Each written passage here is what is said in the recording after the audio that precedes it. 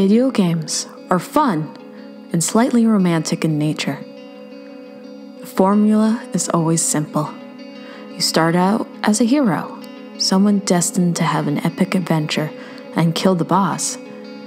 Even at times, you might fail, but in the end, you will win. You always save the day. Things always turn right in the end. Which is why games are so romantic. It brings hope to every player.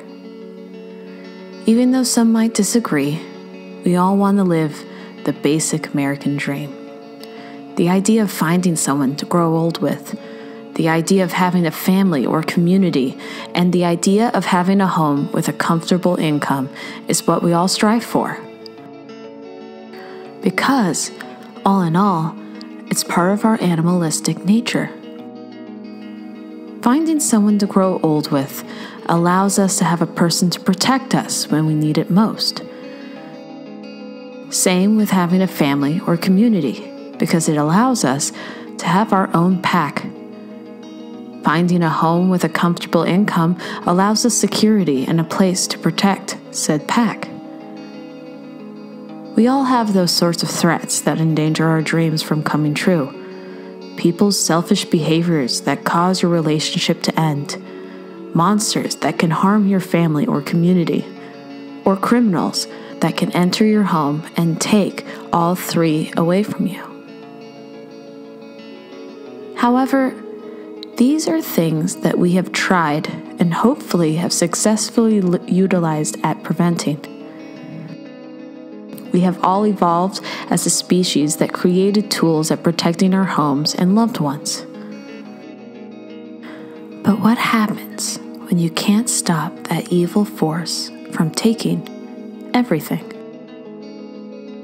What happens when your whole world starts to crumble and there's nothing you can do to keep it together? What happens when the destructive force that threatens you isn't an apathetic person, but a demon? What are you going to do when you know you're not going to win?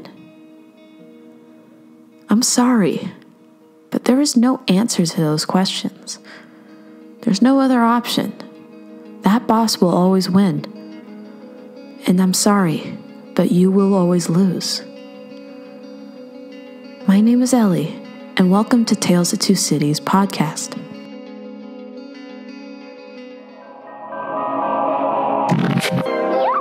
Hello? Welcome. This is the Two Cities. Oh, I'm so excited.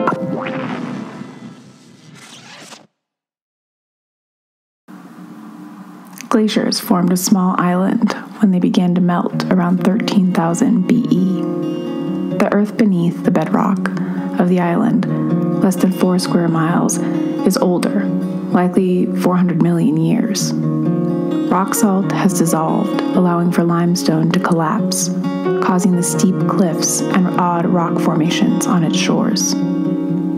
It's been excavated by archaeologists, who found fish camps and other artifacts that put indigenous peoples on the island at least 700 years before European contact. It was a sacred place for some of its first peoples. Native creation stories explain that the land was created by Great Hare, Michabu, and it was the first land to appear after the recession of a great flood. It held such profound sacredness that it was where the tribal chiefs were buried. The island's name comes, like many names do, from its first inhabitant. It was named Michilimackinac, meaning bird turtle.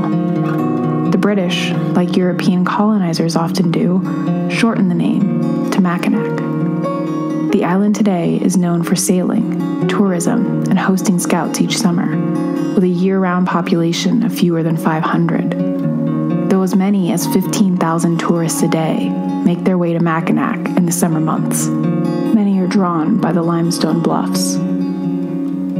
The first European likely to have ever seen Mackinac Island was Jean Nicolet, a French-Canadian explorer, in 1634. By 1670, a Jesuit priest named Claude de Boulogne founded a mission for the indigenous peoples of Mackinac Island. He was quickly replaced by Jacques Marquette in 1671. Soon, Mackinac was no longer the sacred place it once was. Instead, it became a French fur trading location. The British took control of the Straits of Mackinac after the French and Indian War in 1780. The British chose the location for Fort Mackinac because of the steep bluffs and the strategic location as a central port for travel in the Great Lakes, in between the upper and lower peninsulas of Lake Huron. During the War of 1812, the British captured the fort from the Americans, prior to the Americans hearing that the war had been declared. The British then built Fort George on high ground behind Fort Mackinac, though by 1815 the island was returned to the Americas in the Treaty of Ghent. Fort George was renamed Fort Holmes for a major killed in the Second Battle at the island. It was in 1895 that the United States government lent the location and volunteers to defend the Union during the Civil War. The fort was used as a prison for 3 Confederate sympathizers. But this story won't be about the ghosts of Confederate soldiers or the revenge of Native peoples colonized and converted by missionaries. You see, Mackinac has a special location known for haunting activity: the drowning pool. After European exploration and before the Civil War, American ideology became centralized. There was a clear consensus that while there was a separation of church and state, this nation was a Christian one. European colonists fled to North America for religious freedom, though it didn't take long before missionaries were proselytizing their beliefs on native populations, forcing assimilation to Christian ideology, and enforcing the belief in a singular God, as depicted in the Christian religion. For a time, there was a panic. Some may remember our episode on the Salem witch trials. If you haven't heard it, head back and check it out. You see, it happened in more places than just Salem. In the 1700s to the early 1800s, 7 women were accused of being witches on Mackinac. These women were tied to chairs with rocks around their feet and thrown into a lagoon on the island between Mission Point and downtown Mackinac. Some also reported the woman being tied to a seesaw-like contraption and reportedly dunked repeatedly. It was thought that were a woman a witch, she could not die of drowning. The belief was if they were witches, they would float and be proven to be allegiant to Satan. Should a woman survive, they would have hung her. Innocent women would drown, but be proven pure. The lagoon today is known as the drowning pool, as all 7 women sank and died. Historian and paranormal researcher Todd Clements mentions that in Fort Mackinac's heyday, a lot of brothels popped up. It was from these populations of women that 7 were accused of being witches. The women had enticed unsuspecting soldiers, fur traders, and husbands to their homes for extramarital affairs. Visitors today report seeing mysterious splashing, shadows, and figures floating above the surface. A witch presenting herself, or the ghost of an innocent woman longing for her exoneration or revenge. Some have come out asserting that the drowning pool is nothing more than a legend, having found no historical records of brothels or witch trials. Though one might ask, would that be well recorded? Would an island that had spent the entirety of its colonized history converting indigenous peoples and battling for land record the immoral brothels if there were any? They may not have had such formal establishments. And why would they have put pen to paper to memorialize the horrendous mistake of drowning 7 innocent women, accused of something that they hadn't done? Perhaps their sad souls continue to linger here, waiting for all to be rectified. Or maybe they haven't anywhere else to go, cast aside by the community in which they lived, rejected by all, to be dropped into the water, weighed down, and never live again.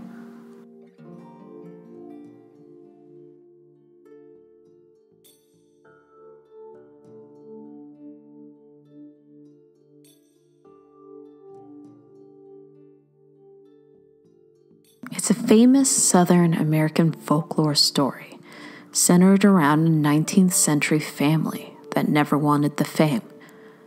The Bell family of Northwest Robertson County, Tennessee, moved into an area currently near the town of Adams to live a comfortable life on a farm. Their farm consisted of 320 acres that laid along the Red River. It was a great place for the first 15 years. Then, things started to go wrong. In the summer of 1817, the nights were hot and humid. Cicadas wailed and the wind took a day off. However, that wasn't the unsettling issue for the family. The issue was the dog. One night, John Bell Sr. was closing up for the night when, at the corner of his eye, he saw a flash. Grabbing his gun, John Bell ran outside to kill the beast that would affect his farm. What he saw made him drop the gun for only a split second. The beast looked like a dog, but it wasn't. What roamed the farmland was a monster, a demon pulled from the gates of hell, a creature morphed from our understanding of reality into a nightmare we could never wake from. What stood before John Bell was the embodiment of fear. John kneeled down and picked up his gun. Slowly, he aimed it at the beast. He pulled the trigger. But instead of finding a corpse, there was nothing.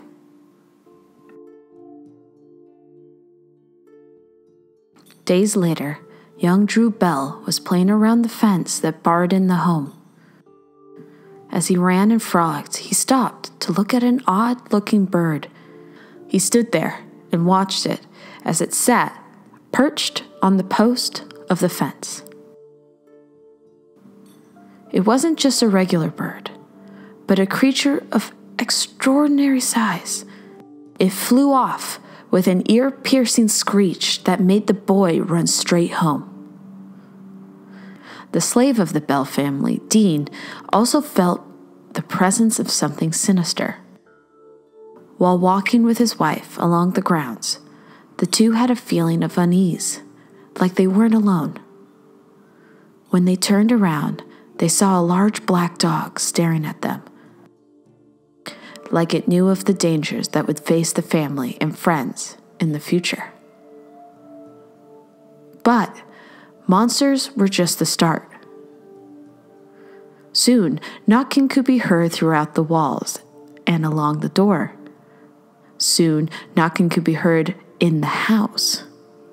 Soon, sounds of gnawing on the beds, dog fights throughout the night, gulping and choking sounds, stones being dropped on the floor, and chains being dragged along the floor became a common occurrence. Even the cave on the grounds experienced some sort of activity. The cave is approximately 490 feet long. Many people believe it was the home of the witch. One day, Betsy Bell and her friends were exploring the cave. While they were playing, one of the boys crawled into the hole.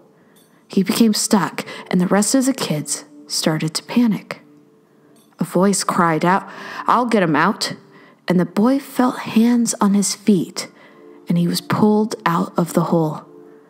They soon heard a lecture on the importance of safety. John Bell began experiencing paralysis in his mouth. The children noted that their bedsheets would be yanked from their beds while they slept. Eventually, the entity scratched and pulled the hair of the children, with the daughter, Betsy, being the main victim. One day, the mother was cleaning in the parlor when the daughter, Betsy, asked her mother to validate the eerie image she saw outside. Her mother, confused, let her know it was nothing but a figment of her imagination. "Mom, "Please, look outside," she begged. When the mother went to the window to show her daughter that she was wrong, she pulled the curtain and yelped. A little girl in a green dress was swinging from the limb of the oak tree, never breaking eye contact, swing after swing.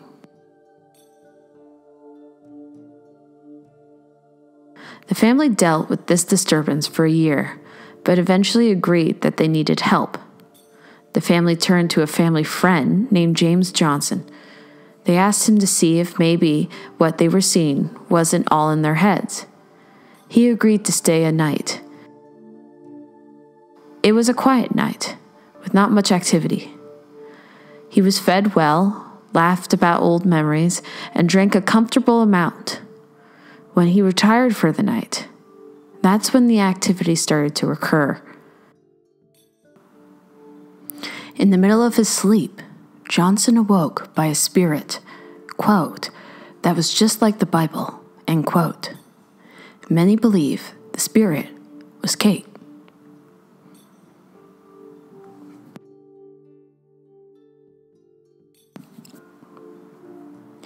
In 1894, newspaper editor Martin Van Ingram published his book, Authenticated History of the Bell Witch, which documented all of the knowledge of the Bell Witch haunting. The book became widely popular, and it sparked many homogeneous occurrences afterwards. Ingram stated that the harasser or poltergeist of the family was Kate. She was, at one point, to be the old Kate Batts witch. Some account that Kate was an overseer that John Bell Sr. killed in North Carolina. Her spiritual activity centered around the father and Betsy, fully activating when Betsy became engaged to a local man named Joshua Gardner. Ingram stated that after the experience with James Johnson, the spirit got stronger. Soon, the entity began to communicate with the occupants of the house. When people would exclaim, "Who are you, and what do you want?" the voice would reply, "I'm a spirit. I was once very happy, but have been disturbed." The ghost would explain many times in many ways why it appeared, connecting its birth to the disturbance of a Native American burial mound. It also told the family about buried treasure, which was never found. One day, James Johnson's son, John, asked the entity what his Dutch stepmother in North Carolina would say to the slaves if she thought they did something wrong. He thought he could prove that there was no witch at all, but a hoax created by the family. However, without missing a beat, in the grandmother's accent, the witch said, "Hut tut, what happened now?" Many people came to visit the spirit, and many came home with paranormal stories. An Englishman, for example, stopped by the house to visit the spirit and offered to help investigate the strange entity. Eventually, the witch teased him by mimicking his English parents. At early morning, the witch woke him to voices of his parents, worried as if they heard his voice as well. The man left that morning and left a note for the Bell family, apologizing for his skepticism. He concluded that his family was also being haunted by the witch, and that he had to leave.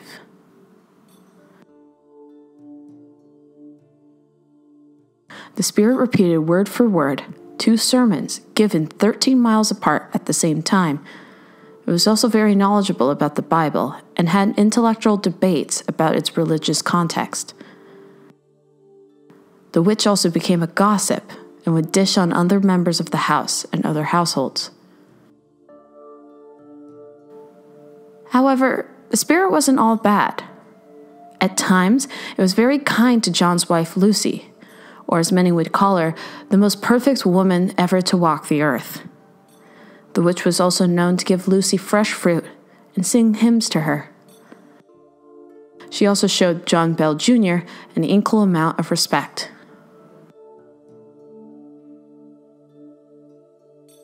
Despite all of that, the witch hated John Bell Sr. and stated that she intended to kill him. She cursed him, threatened him, and afflicted him. He was eventually poisoned and died. For 4 years, John was tortured by the ghost, only to lose in the battle with the boss. At his funeral, many came to mourn and reminisce over the loss of a friend, husband, and father. Many hugged and cried and shared their love for the fallen hero. Many came together to help each other with their grief. However, something happened that destroyed that moment of sorrow and togetherness. They heard singing. They heard cheering songs sung at bars and pubs. They heard the eerie cheer of jovial singing. They heard the witch celebrating.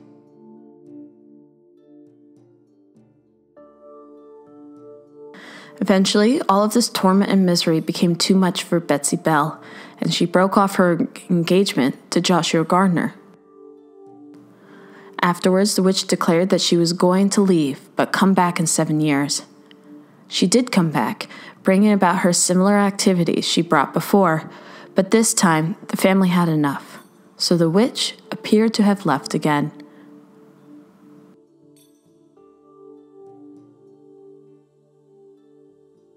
Like I briefly mentioned before, the Bell Witch story became a famous urban legend in the Southern American area. During the 1968 murder trial with Tom Clinard and Dick Burgess, Burgess and Clinard pleaded not guilty, stating that it was the Bell Witch that murdered the victim and not them. They were acquitted. During his military career, President Andrew Jackson was intrigued by the story and ordered his men to investigate. When they did, all the men were frightened and ran away.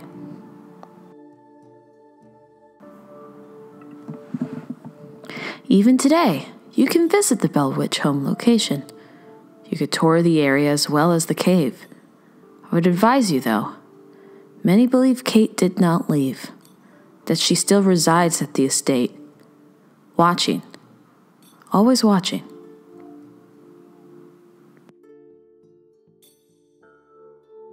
I always find myself a skeptic when it comes to the paranormal. Things that pop up from the corner of your eye or scary ghouls that haunt your dreams could be attributed and answered by science. Most of our fears can be answered by science. When it comes to the paranormal, the skeptic automatically regurgitates my idea. For those that are actually experiencing it, for those that feel scared and confused, what do you say to them? You're wrong in feeling fear? While I understand my belief in science satisfies my need for an answer, it does limit that person's questioning. It makes that person's feelings nonchalant, which might not actually be fair. The Bell family experienced something that caused fear and despair. They experienced something that they truly felt torment of. How can we truly limit that? These are people that are lost in a game, and the boss won. True or not, we really have to fear the fact that our fellow man lost, because that could really happen to us.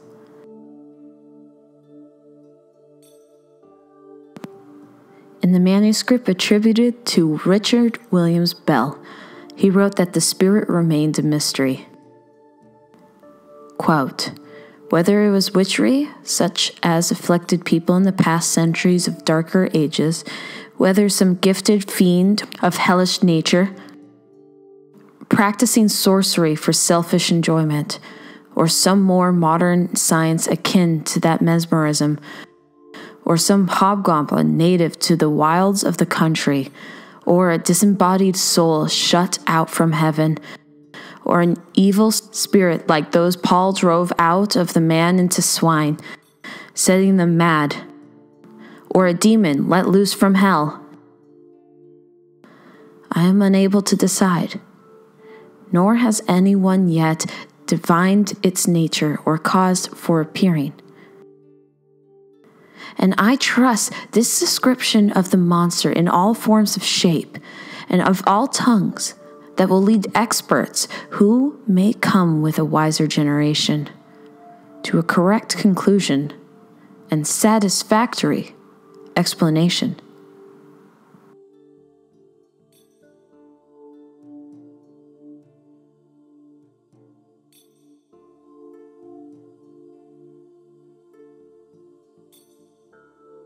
Thanks for listening. We appreciate each of you. And there's more to come in our Halloween Marathon of Minis, 8 episodes in October, so stay tuned. We love hearing from you, so hit us up on Facebook, Instagram, Twitter, or email us at talesofthe2citiespodcast@gmail.com. And please rate, review, and subscribe on the listening platform of your choice. We're on iTunes, Google Play, Stitcher, SoundCloud, YouTube, and Spotify. We're a bi-weekly podcast, but if you just can't wait for the next episode, head over to our Patreon and pledge for mini episodes and bonus content. And never forget, we have merch. Head to TeePublic and check out some of the badass sales on merch. Again, we appreciate each of you. Thanks for listening. Until next time.